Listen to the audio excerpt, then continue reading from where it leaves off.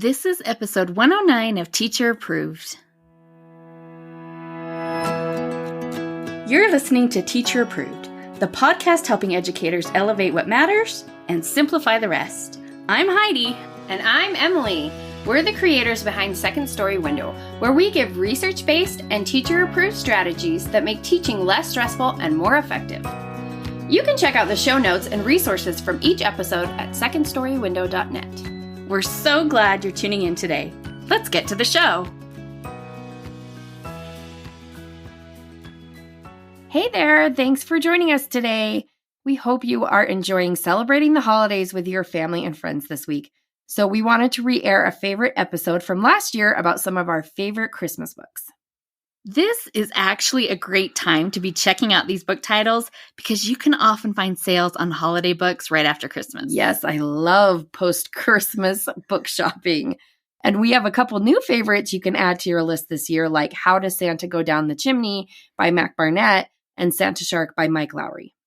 So enjoy your holidays and enjoy this episode. So one thing that you need to know about us is that we are crazy for Christmas books. Yeah, we really are.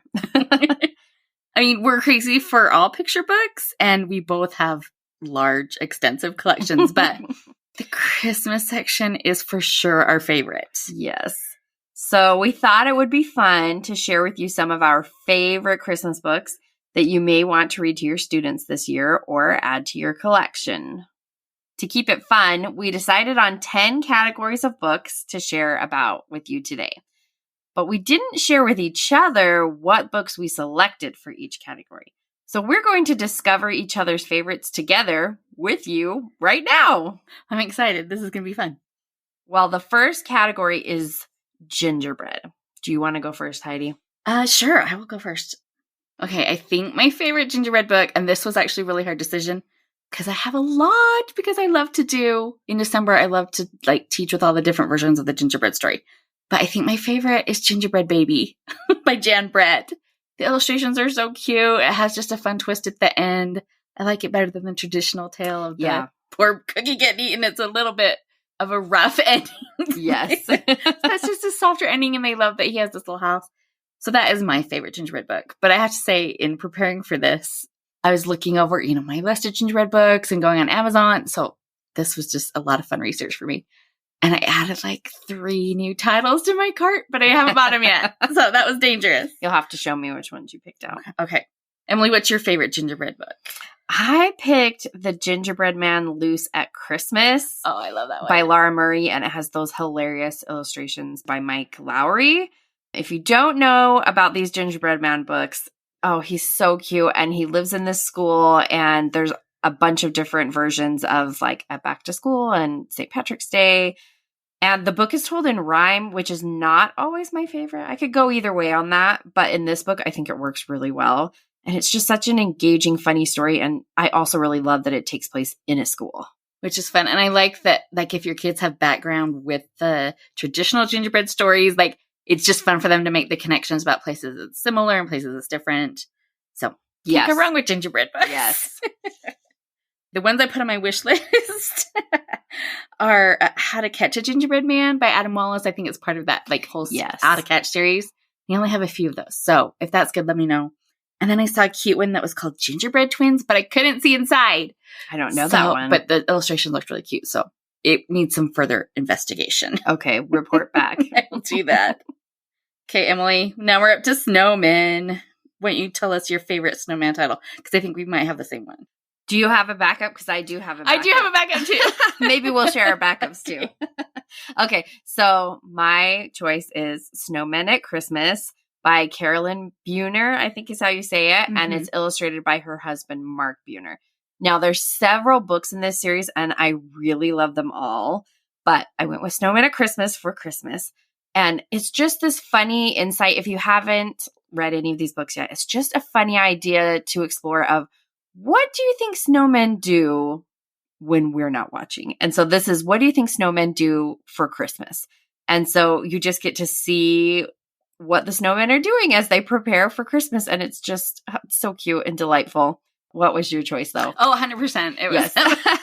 I love all of the snowman books. I think the first one was Snowman at Night. Yes, I love that one. Which is just such a classic. And then Snowman at Work is actually one of my favorite in this series. Funny. You see all like the snowman jobs. It's just funny. And it's got a lot of puns in there. So yeah, love it. So my backup title is kind of a new one. I went way out of left field. And it is published by Make Believe Ideas. I don't even think it has a real author besides the publisher. And it's called Oh No, Mr. Snowman. And it just came out, I think last year, maybe the year before. And so the premise is that a couple kids make a snowman and then, they go into the house, but Mr. Snowman wants to come in too. So he keeps trying to sneak into the house. Oh. And every time he gets in the house, they're like, no, you have to leave because he's making everything go wrong. Like he freezes the bathtub water and all this stuff. So, but then it's Christmas Eve. And the desserts are melting, like something's gone wrong. So Mr. Snowman has to come save the day. Oh. It's just funny and clever. So, Oh No, Mr. Snowman by Make Believe Ideas. So I give that a thumbs up. What was your snowman backup? Well, actually, my snowman backup was kind of a cheat because it's technically not a snowman book. It's a snow book. So I might be robbing one of your future choices on no, this I think list, we're probably good. It's Dream Snow by Eric Carle. Okay, you did. Yeah, that was on my list. Okay. You can share it again later if you want. I won't go into it so that you can still share it later. But Dream Snow is in my top 10 favorite Christmas books. It is just this charming Eric Carle book that I think everyone needs to own. But we'll talk about it. We'll talk about it in a minute. So the next category is the 12 Days of Christmas. So what was your choice for that one? This was hard to pick because I wasn't sure. Do we go traditional? I know. Do we go more modern? Do we do a fun take? So I've got like multiple on the list, but we'll just start with the traditional one, which is the version by Britta Teckentrup. Oh dear. Teckentrup, I think. Teckentrup. Yeah, we're going to go with that. And that was my backup choice. Oh, it's so, the illustrations are darling. It's just the traditional song, but each page has little like peek through windows. And I love all of her books. So what was your non-backup? My first choice was actually the Greg Pizzoli version. That was my backup. I like it because it's still the traditional words from the song, but the illustrations are what will make you laugh when you read this book. It's so funny. Like, we can't do it justice. You just gotta check it out. I mean, this really should be a video instead of a podcast, but we have a podcast, so you'll just have to imagine.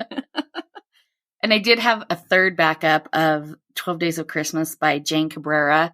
So it's not the traditional one. It's like woodland animals all getting together to have a party. And Jane Cabrera's illustrations are just always so charming. Yes, I have that one too. It's really cute. All right. We're down to number 4 on our list. Emily, what is your book with a favorite animal character? This was hard because there's actually so many animal so characters. Many. So I picked A Christmas for Bear by Bonnie Becker. I picked that too. We're the worst. We're too similar. Thought, like, no one knows that one. That's such an under the radar book. That's why I love it. It is so charming. It has the most darling illustrations, and it's just funny. I really love the tale of Mouse and Bear, and I relate to that grumpy bear on a deep level. He just wants, what is it, like pickles and quiet? Yes. Yeah, it's just, grumpy sunshine characters and unlikely friendships and how they managed to make Christmas work for the two of them. Yes, so definitely check that one out if you haven't. What was your backup choice? My backup choice, I've got like 3 on the list, but I will spare you. My backup choice is Finding Christmas by Leslie Evans. So these little woodland animals find a little frozen bird at winter and they have to like try and warm her up and help her. And it's just such a sweet story of like, they use their gifts that they got for each other to help someone else. And I remember like we read it to our preschoolers and it just was such a good gateway to talk about like how we can help people with the gifts that we have. Yeah. It's such a sweet little quiet story. I love that one.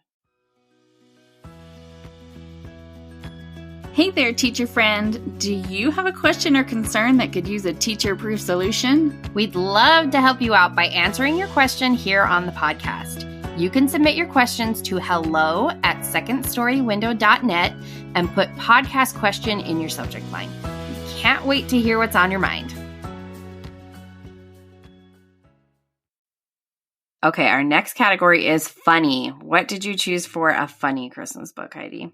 So this is another one that I love to read to the preschoolers. It's called Presents Through the Window by Tara Gomi. And it's another one that has like peek through windows. So like Santa lands in this village and he's trying to get the presents to the right people. So he's like looking through the window and he's like, oh, a bunny lives here. He needs like these ear warmers. And then you turn the page and you see that. So Santa looking through the window sees what looks like 2 ears poking up through the window. But then you turn the page and it's like the 2 knobbly knees of an ostrich that kind of looks like ears through the window. So he gets these like crazy earmuffs that obviously aren't going to fit an ostrich. So based on what Santa sees through the window, yes, he gives them all the wrong gifts. And it's very cute and funny. I forgot about that one. That's a good one. And then I did have the backup of vegetables and holiday underwear because what's not to love? Emily, what's your funny book? I picked Here Comes Santa Cat by Deborah Underwood. Yes. I love all of the cat books. They are so funny. The cat is communicating with the reader by holding up signs. And in the Christmas book, he has a feeling that maybe he's going to be on the not so nice list. So Cat decides that he's going to try to be good so he can for sure get onto the nice list. And it's just sweet and hilarious. And my kids love to hear it. We just really love this one. Yeah, all the cat books are so funny. But I think the Christmas one's the best. Yes. Okay, Emily, what is your favorite Christmas chapter book? I had to go a little bit old school on this one and pick Junie B. Jones, Jingle Bells, Batman Smells, P.S. So Does May. I know Junie can be a bit of a controversial character, but personally, I adore her. I think she has so much character and interest that kids just love reading about her. And I have a reluctant reader at my house who has not been that interested in chapter books until we got a Junie B. Jones book, and she has been very into Junie B. It's very on brand for her. Yes, it is. So I'm excited to read her the Christmas one this year because I haven't read it in a lot of years. Yeah, I haven't either. What was your pick? Well, I have to go nostalgic too because I picked the 2 that I used to read to my second graders every year. And those just feel like Christmas to me. One is a Bailey School Kids, Genies Don't Ride Bicycles, which is sadly out of print. I don't know why. I know. They've reprinted a bunch of them, but not that one. And then Horrible Harry and the Christmas Surprise, which is another fun character. Those are both so good. I love both of those. But a newer one I really like is the Narwhal and Jellyfish one. Oh, yeah. Came out like last year, I think. That's a funny one. That one's cute. Okay, well, let's get to the childhood faves because I'm pretty sure we have the same book. I'm certain we have the same book. Well, do you want to tell people about it or do you want me to? I get to go first on this one, so I'm taking it. Okay. It's The Sweet Smell of Christmas. Yep. It is by Patricia Scarry. It is just the most darling book. I think probably a lot of you listening had this book as a child. And it was such a favorite in our childhood home that we both hold it dear to our hearts. And I'm delighted to say that my children now adore it too. It's one of the first books we read every year. And we scratch the little stickers and take a big whiff of the orange and the hot chocolate and the pine tree. I just could not love this book more. And I actually I have a new version of it, a new copy of it, I should say. And I have our original one from when we were kids that has all the little scratch marks in it because I can't bear to part with that one. I don't feel like the new stickers smell as strongly as the old ones did. So that's kind of a drawback, but you still get some of the magic. Yes. And so do you have a backup for this one? I do, because I figured we'd have the same one. And this is a deep cut, but I loved the book, The Doll's Christmas by Tasha Tudor. And it's just such a random story of like these 2 little girls and I don't know, it's like Victorian England or 1920s, but even it was old when I was a kid. And they have like a doll party because they have this amazing doll's house. And I was just always just drooling over it. And I thought it was just magical. And so they throw a party. They have a Christmas party and then the dolls have a Christmas party. And I loved it so much. And it came out, they re-released it a few years ago. So you know about a copy. I love it. Do you even remember that book, Emily? No. Oh, okay. Maybe if I saw it, it would ring a bell, but I'll have to dig it out for you. Reminding me. Did you have a backup for this one? Yes, but I actually am going to save it for a different category. I thought it might be your backup, so I didn't put it later on, but I'm going to save it for a different category now. Hey, killing me intrigued. Yeah, so the next category is the more modern favorite. So what did you pick, Heidi? Well, this is where I put Dream Snow. I don't even know if it's that modern, but it's just so magical. It makes a little sound, and it has these like clear pages that you put over the animals to put their they get snowed on. It's just simple and quiet and so sweet. Yes. I love it. Make sure you get the hardback version if you do it instead of the board book version, because I think the little sound at the end, which is really charming, and there's little lights, I think, are only in the hardback version. So make sure you get that version. Yes, and they did just re-release it a few years ago. Because for a while. Yeah. You couldn't find it anywhere. So yeah, watch for the hardback one. It's definitely worth it. The problem with this game is that we like all the same books and we're trying to say the same things. Well, what's your modern classic, Emily? I did How to Catch Santa by Jean Reagan. I have that, but I don't think I've actually read it. It's really cute. These two sibling narrators give clever tips for catching Santa, like be crafty, be clever, be gentle on Christmas Eve. And it's got a lot of humor, and it's just a really fun read aloud. That is so fun. I'm going to have to actually check that one out. I also had Pick a Pine Tree as one of my backups too, because that is just a really good, more recent book. Yeah, you can't go wrong with that. And the Halloween one, the Pick a Pumpkin, is also cute. Not as cute as the Pine Tree, but I like that a lot. Yeah. Okay, new release. This was actually kind of hard because I don't feel like there have been a ton this year. I know. I have been having a hard time too on this one. I don't even have a backup, so hopefully we don't have the same one, but I don't think we do. So the book I picked for new release that I really loved is Merry Christmas, Anne by Callie George. That was my top pick, but I got backups just in case, so no worries. Yeah, I really love that there's these new books coming out. I think they're all by Callie George. Yeah, I think so. Taking on our beloved characters from Anne of Green Gables and putting them into new versions of the story. So this one's a picture book version, but she also has some short chapter book versions that I love. They're all just so beautiful. Yes, and so it's just really fun to see Christmas at Avonlea, and I love this book. And it's Anne gets the puff sleeve dress. Yes. It's just so sweet. So it's still taking parts of the original stories that we love and just putting them in a little bit of a new format. So if you're an Anne fan, you definitely need Merry Christmas, Anne. And the illustrations are by, is it Genevieve Godabout, I think? And oh, yes. They're just magical. They're so good. And what is your backup? Okay, I actually came up with a few, but I'll just pick the top one, which is 5 More Sleeps Till Christmas by Jimmy Fallon. And usually, celeb picture books just kind of let you down. Yeah. But I feel like Jimmy gets it because probably he's basically just a big kid. So I really liked that one. I thought that was fun. And then maybe one that people haven't heard of as much is Share Some Kindness, Bring Some Light by April Stott, which isn't particularly Christmassy. It's more like wintry, but it works. It's all about just coming together and helping each other. And I love her illustrations. They're just this little girl and the snow falling around her in the forest and all these animals come together. It's very sweet. Okay. The last category is the wild card. What did you pick for your wild card book? I picked The Jolly Christmas Postman by Alan Alberg. That's the one I was saving. I was like, I'm going to save that for later. Okay, I have another wild card. So that's okay. You go ahead. It's got all these little letters and these fairy tale characters. Oh, I love it so much. And the postman tries to deliver all their Christmas mail, and it's just so fun.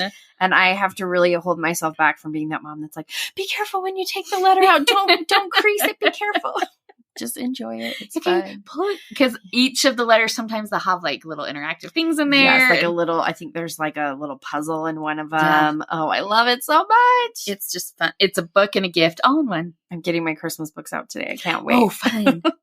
Okay, well, what's your other wild card? My other wild card was I Got the Christmas Spirit by Connie Schofield Morrison. Oh, that is such a sweet one. It's so charming. It's about this little girl and her mom, and they're enjoying the sights and sounds of the holiday season. So she's hearing the sleigh bells ringing and the carolers singing and the crunch, crunch, crunch of the chestnuts roasting. And it's just really sweet and joy-filled, really fun read this time of year. And the illustrations are just so exuberant. It's so fun. Yes, she's a very charming character.